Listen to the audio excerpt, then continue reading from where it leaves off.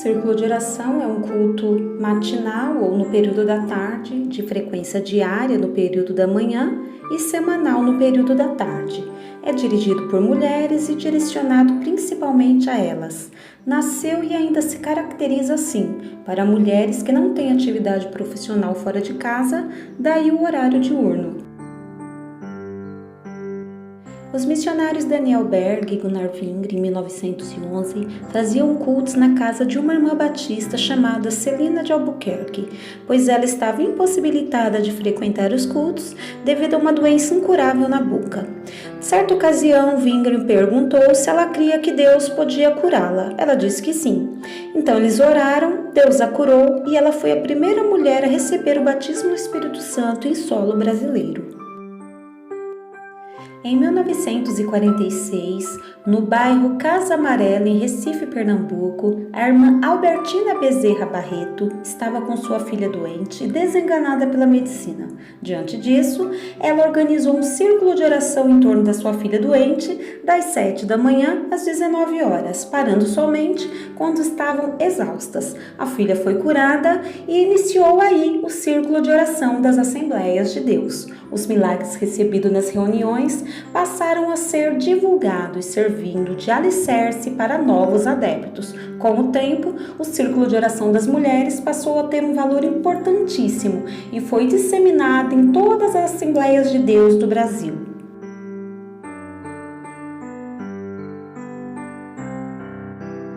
As irmãs do círculo de oração são tidas como as colunas, como sustentação espiritual e moral da igreja. Dão suporte espiritual, fazem visitas a enfermos, aconselham e muito mais.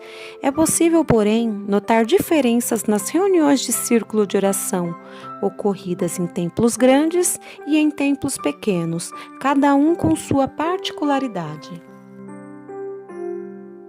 As dirigentes normalmente são mulheres com mais idade que mantêm preservados os usos e costumes, batizadas com o Espírito Santo, assíduas nos trabalhos da igreja, entre outras características em comum. O departamento do círculo de oração, como qualquer outro departamento, pode abrigar em sua liderança pessoas com certa dose de egocentrismo, resultado do assédio de pessoas imaturas espiritualmente que atribuem a elas poderes especiais. Normalmente, pessoas que, em outro lugar da sociedade, dificilmente teriam oportunidade de ocupar uma posição de liderança, se realizam na igreja, sendo motivadas por vanglória ao invés do interesse legítimo. É comum um despreparo na questão da interpretação bíblica, algo preocupante, uma vez que são formadoras de opinião, mas que, desconhecendo Jesus como chave hermenêutica da Bíblia, tiram suas próprias conclusões e as comunicam como se fossem doutrinas, causando com isso confusões em mentes mais vulneráveis. Os pastores das congregações pequenas trabalham secularmente, impossibilitando o acompanhamento destas reuniões. A presença dos mesmos inibiria heresias, isto é, se eles não forem simpatizantes das mesmas. Grande parte do público que procura estas reuniões estão debilitados emocional, físico, financeiro ou espiritualmente. Daí a importância de uma maior atenção na escolha da dirigente, a fim de não piorar a situação destes. O círculo de oração é extremamente político e, em determinadas situações, elas elegem ou excluem pastores com poucos gestos ou palavras. Em muitas ocasiões, quando um pastor está com a palavra, pode-se ouvir uma negativa ou uma exaltação feminina. Em caso negativo, misericórdia, Senhor, ou de exaltação, aleluia, glória a Deus. Toda a assembleia presente ali já sabe a opinião delas sobre o discurso do pastor. O círculo de oração possui um poder invisível no cotidiano das Assembleias de Deus. Com título ou sem título, com acesso ou não ao púlpito, existem muitas denominadas profetas ou vasos em casas particulares dirigidas por mulheres.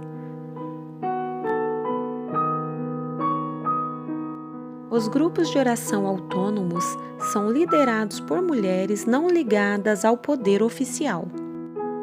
É muito comum no universo pentecostal assembleiano a reunião de oração em casas particulares, onde os vasos, como são chamadas as irmãs de oração, entregam profecias específicas sobre casamentos, empregos e respostas positivas ou negativas sobre doenças. Exercício não muito aceito institucionalmente nos templos e, justamente por isso, acontece oficiosamente nas casas. Crentes dependentes espirituais sentem grande necessidade de intermediários entre eles e Deus, creem em orações especiais, numa espécie de hierarquia espiritual. O título de profeta é dado a uma irmã que, segundo a crença popular da membresia de uma determinada igreja, tem o dom de profecia. Invariavelmente, sua fama, dependendo dos acertos, se espalha na região e, com o tempo, ela será reconhecida como um vaso muito usado que tem visão, revelação. Se não lhe é dada a palavra oficial no púlpito, sua fala fenomenológica, inclusive principalmente permeada por glossolalia, dá muito mais crédito comparada à fala do pastor no púlpito. A contaminação do fervor ou da frieza, liderados na grande maioria por mulheres, pode levantar ou derrubar um ministro. Muitos projetos, pastores e movimentos foram inflamados ou derrubados assim. Nas grandes igrejas, a atuação dos vasos é menor. Nos templos menores, ainda é forte. O pastor e demais líderes trabalham secularmente e não estão presentes no dia a dia. A dirigente do círculo de oração é quem, na maioria das vezes, visita os enfermos, cuida dos necessitados e conhece os problemas da congregação. É mais presente na vida da igreja que qualquer pastor. É incomensurável a importância do fenômeno da vidência, da profecia, da consulta a Deus, que existe na religiosidade popular e que exerce um grande fascínio não apenas nas classes populares, mas também nas camadas médias da população. Mesmo com todos os percalços, o círculo de oração beneficia diretamente a manutenção e o crescimento da igreja. O que pode ser melhorado é uma maior criticidade na escolha da dirigente, tendo em vista o poder de influência positiva e negativa das mesmas. Por outro lado, os membros comuns devem constantemente buscar crescer na graça e no conhecimento de Deus, para não ficar refém ou dependente de intermediações de terceiros.